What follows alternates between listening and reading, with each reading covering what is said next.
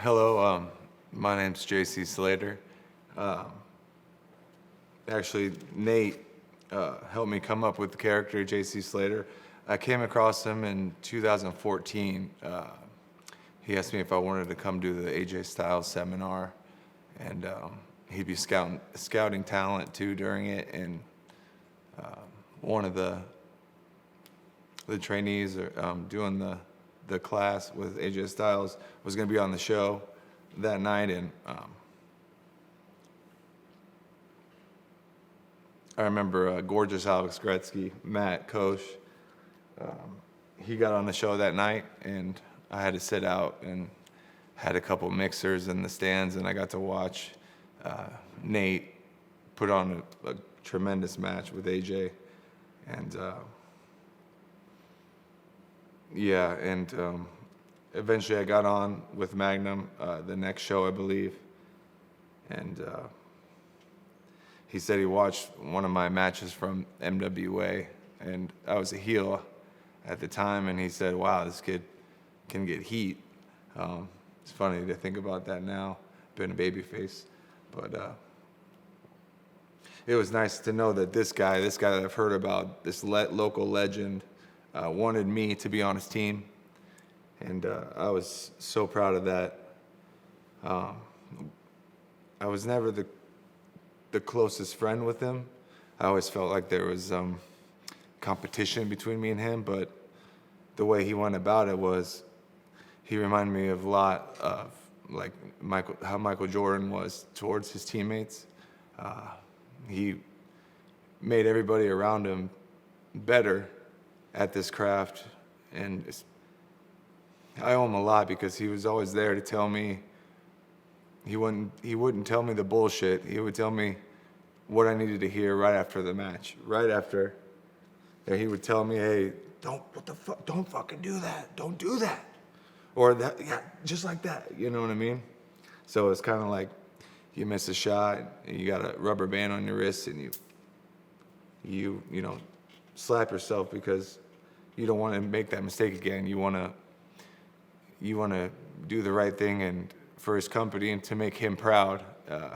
So I don't know, 5'5", 5'4" of him. I said, man, this guy's not the biggest guy, but in the ring, he was really the real deal. Very athletic, very agile. Had the most snap I've seen off a small guy since like Daniel Bryan maybe.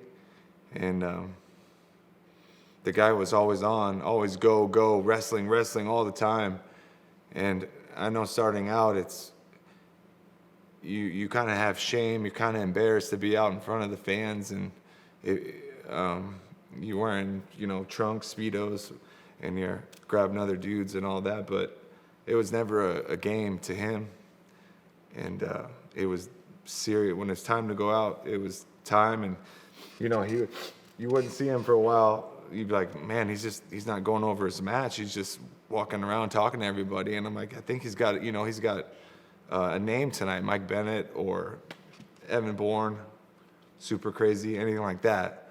But like, man, I haven't seen him talk to this guy. Like, is this guy a wizard? Because I would have went over my match like 3 or 4 times by that time.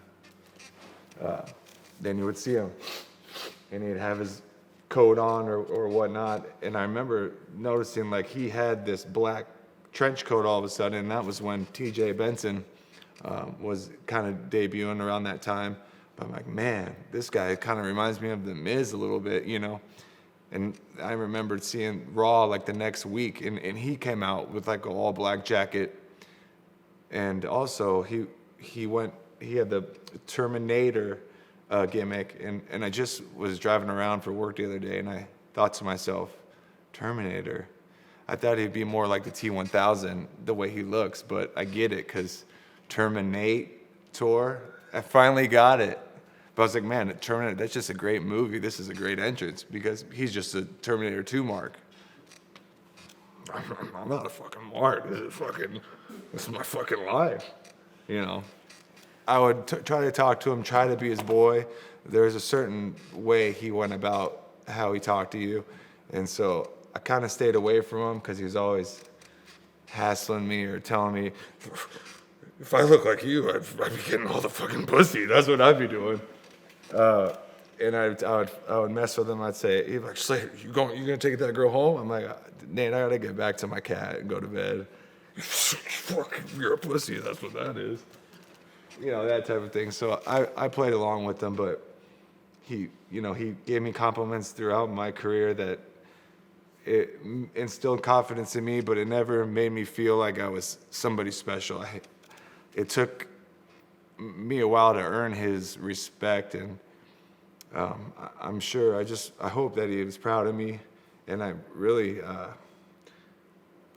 broke my back for the company, and I just wanted people around here just to know what Magnum Pro was and what it was all about.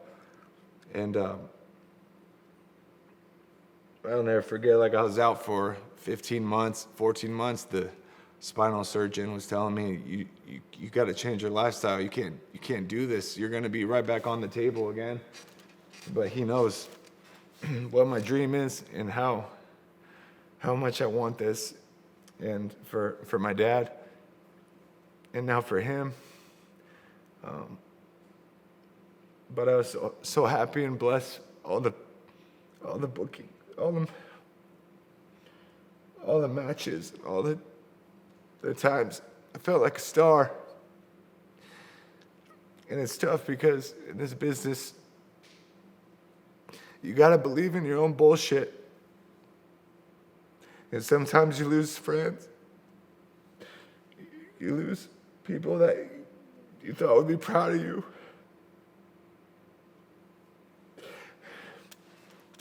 But I know he was proud. And every time I seen him, I just wanted to do the best that I could. I wanted to show him that I could be a star.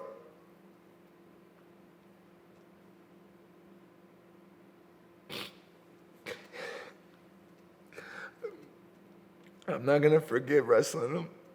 I got to wrestle against him 3 times, one-on-one. And every time I felt like he stepped up because he was wrestling me. He wanted to prove to me how good he was.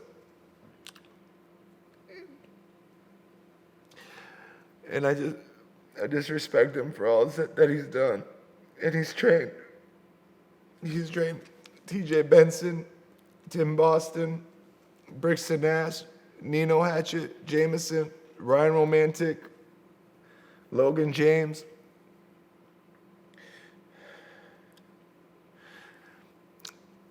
Jaysin Strife's never going to die, man. He's always going to be here with us. His spirit lives on.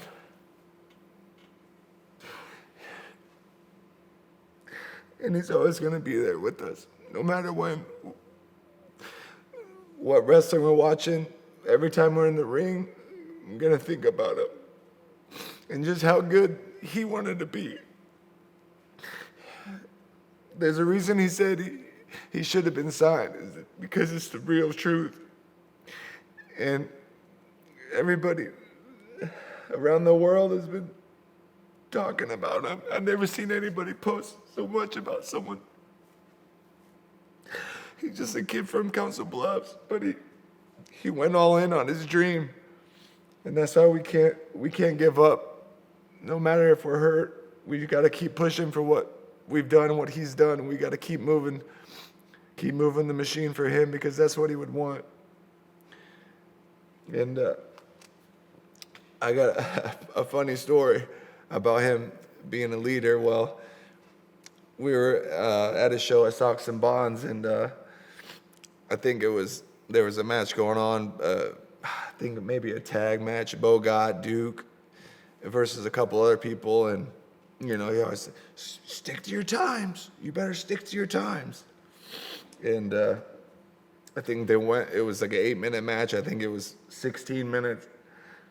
And Bogot came through the curtain, and I was just sitting there, I think, just getting ready to go out the next match or a couple after that. But Bo's like, what?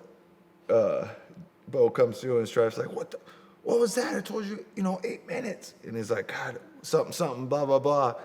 he's like, I want to fight you, Strife. And he's like, you can try. And at that time, Strife was, 1-0 in his MMA career. Won early in the first round and had his MJ Michael Jackson Thriller jacket on.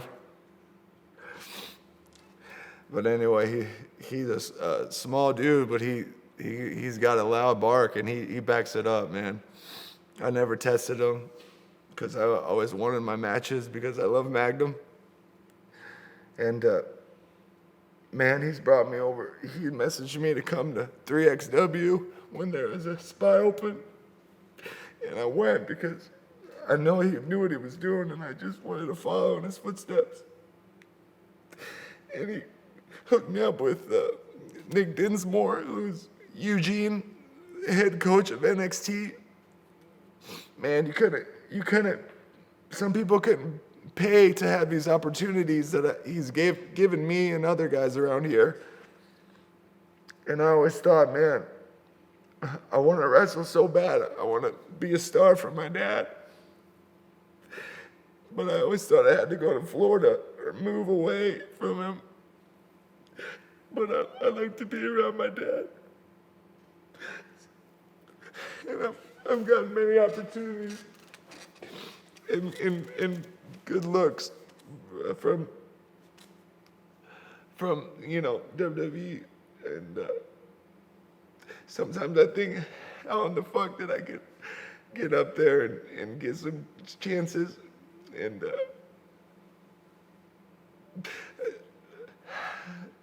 he's helped me so much. I miss you, Nate. I want to keep trying till the wheels fall off, man. We miss you. We'll never forget you, man. This is hard. And I remember, the last thing I want to say is I was so happy when he got his match with Tozawa on 205 Live. He hit the second rope moonsault so good, man. And he didn't care, he didn't feel any pressure, not nervous about shit. He believed in himself so much. And he got there, he was there. Even when he was sick, that son of a bitch was a great wrestler. He was so good, he could steal the show anytime he wanted. I'll remember him like 90s Shawn Michaels, man. Just brash and full of attitude. But he left his mark, and he'll forever be remembered. And Omaha Wrestling and Council Bluffs Wrestling is going to live on forever. And he'll be watching over all of his students and helping them. There's got to be a way. I just know he is. I just know he'll be able to watch, and you'll always hear him. Like McGregor said, you'll always hear him.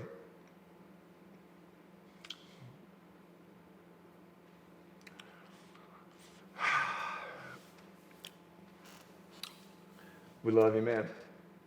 Rest in peace.